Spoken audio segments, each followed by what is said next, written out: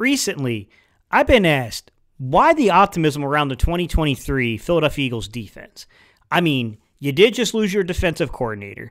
You did lose Javon Hargrave, who was a double-digit sack guy from the interior. You lost both your starting linebackers in Kaiser White and TJ Edwards, and you lost two of your starting safeties, in Marcus Epps and CJ Gardner-Johnson. So why are you so optimistic about this Philadelphia Eagles defense? And it's a very easy answer. The reason being is I'm excited about the youth that's behind those players. And if you go back and you do something as easy as looking at the 2022 draft class and the way it's stacked out in terms of run defense, an area the Eagles struggled at times last year, I'm very, very optimistic about the future here in Philadelphia because we had the #1 graded player from that draft class, and he wasn't even drafted. Reed Blankenship finished #1 in the ratings in terms of grading for run defense. If you take out none of the filters, and you basically leave in every single position group, Reed Blankenship was #1 with an 89.4 grade. Jordan Davis, the big nose tackle that everyone says didn't do anything, was a disappointment, which I don't understand because people must not have eyes if they didn't see what the young man was doing earlier on. He was the 17th highest graded player in that entire draft class in terms of the run defense, with a 72.2 grade, which included 10 defensive stops for a 7.2% stop rate. And then the linebacker that barely played, that never played, that guy ranked 25th in Nakobe Dean. Oh, by the way, do you want to know what Nakobe Dean's average depth of tackle was? It was -2 yards. So call me crazy, but I got a ton of optimism about the future of the guys coming up behind them. Now let's add to it the 2023 NFL draft class and why I might have optimism there. Don't filter anything out, guys. Leave every position group in, leave every snap count in. In the first round, with the 9th pick, the Philadelphia Eagles selected the 6th best graded run defender in the entire draft class in Jalen Carter, who had an astonishing 18 defensive stops and a freaking astronomical 15.3% stop rate in the run game. Absolutely dominant. Oh, our 7th round pick, Moro Ojomo, go look at that guy, because he was the 5th highest graded player in the entire draft class, guys. He had 13 stops and a 7.9% stop rate. Yeah, I'm really excited about the prospects of what's coming up here defensively for the Philadelphia Eagles, because I think one of the biggest Achilles heels this team has had, it might be getting solved, and people aren't seeing it. All right, y'all. I know that was a long intro, but let's get it. What's up, Cerebral Football fans? My name is Steven Hyder. This is Gate City Sports Channel. So today's topic is really going to be about Moro Ojomo, the defensive tackle, interior defensive lineman coming out of Texas University. But it's from a larger perspective, guys. I'm talking about the run defense and what I think the Eagles have quietly done here and what everyone is missing. Okay, yes, the Eagles don't fear taking shorter arm players out on the edges. They don't. You know, Nolan Smith is under 33 inches in the arm reach, right? Brandon Graham's under 33 inches on the arm reach. Hassan Reddick is. I mean, if you basically go down the line, the only guy I can think of off the top of my head who's above that measurement is the crazy, athletically gifted, rangy, Josh Sweat, who's over 34 inches in arm reach, okay? He's the only one I know of off the top of my head that's above that measurement, okay? Even if you go back to last year, when the run defense could not stop anybody, especially when Jordan Davis went down. Well, we were really up the creek without the paddle without Jordan Davis. Well, what did they do? Well, they went out and first off, and they replaced the nose tackle production, right? They're like, okay, we cannot survive without Jordan Davis in a nose tackle in his defense. That will sink us completely. So they went out and they got Linval Joseph, who's a 330-pound guy with a 34.5-inch arm reach, okay? And then they turned it around and said, hey, you know what? We could still use some interior defensive play, and we could use the ability to be able to stop the run with a 4-man front. And they sought Ndamukong Suh, who had a 33.5-inch arm reach at about 310, 315 pounds, somewhere in between that area, guys.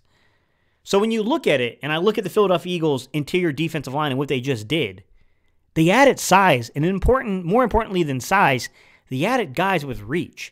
They added players who could get out there and actually mix it up with the reach. Fletcher Cox is the longest of the arm reach guys on this roster at 34.5-inch arm reach, okay? Jalen Carter, 33.5. Jordan Davis, 34-inch. Marlon Tuipulotu, 33-inch. Milton Williams, 31.5-inch. Kentavious Street, 32.875-inch. Noah Ellis, 32.25. Moro Ojomo, the guy we just signed, just drafted. 34.5-inch arm reach. What did we just do, guys? Replaced 34.5-inch arm reach guy with a 34.5-inch arm reach guy, 33.5-inch arm reach guy with a 33.5-inch arm reach guy. One of these guys I think is going to be a little bit more geared towards the interior defense in terms of run stop production, although he is not a nose tackle. I don't know that they're going to play Ojomo as a nose. I think he's going to be more of a natural 3 technique with the ability to play a little 4-eye and 5 if you need him to.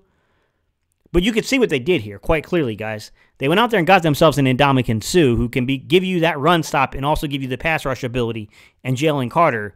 And then they followed it up with a guy that's going to give you, if you can make the roster. I mean, look, when you're dealing with 7th-round picks, guys, you got to be a little cautious here.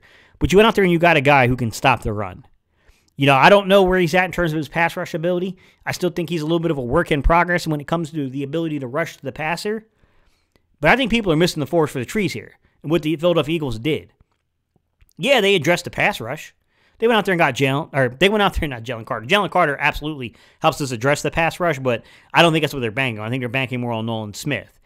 And I love what they did, just because even with a guy like Nolan Smith, guys, this is a versatile player. This is a guy who can play off-ball stacked. He does not have to be an on-ball edge rusher. He can play off-ball linebacker. He can absolutely do it if you need him to. I like what the Philadelphia Eagles have done. I like the youth that's in this room. I like the fact that even if you go look at some of the maybe underrated signings we had in the offseason, the Terrell Edmonds and those guys, yeah, I know we're all a little concerned about whether or not they can cover in space, right? But make no mistakes about it. Those dudes can come out and play the box.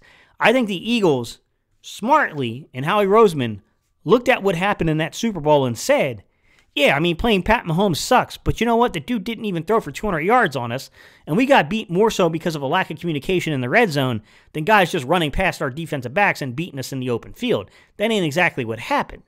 What happened was we got our teeth kicked in the trenches in that game, and they ran the ball in the second half and kept themselves in the game, and we could not do anything to adjust. Of course, the field conditions played a role, but both teams played on that field, so you can't use it as an excuse. But what you can do is, yeah, let's make sure that doesn't happen again. Let's make sure our defense is way more difficult to run on this year than it was last year. Let's go make sure that we're giving these guys ample opportunities, but holding them accountable. The ample opportunities being, we're going to make sure we have a nice rotation behind you. We're going to make sure that you're not being overutilized. You're not being overexerted. We're going to do everything that we can do to make sure that you have fresh legs. But you better produce, because we'll move. We will absolutely move if you don't start producing. That's what I love about this, is I'm looking at the roster, and I'm looking at guys like Reed Blankenship, Jordan Davis, Nakobe Dean, Jalen Carter, Moro Ojomo, and even if you go back to Nolan Smith, who might be a shorter-armed and lighter-weight guy, ferocious against the run. He's a way better run defender than people think.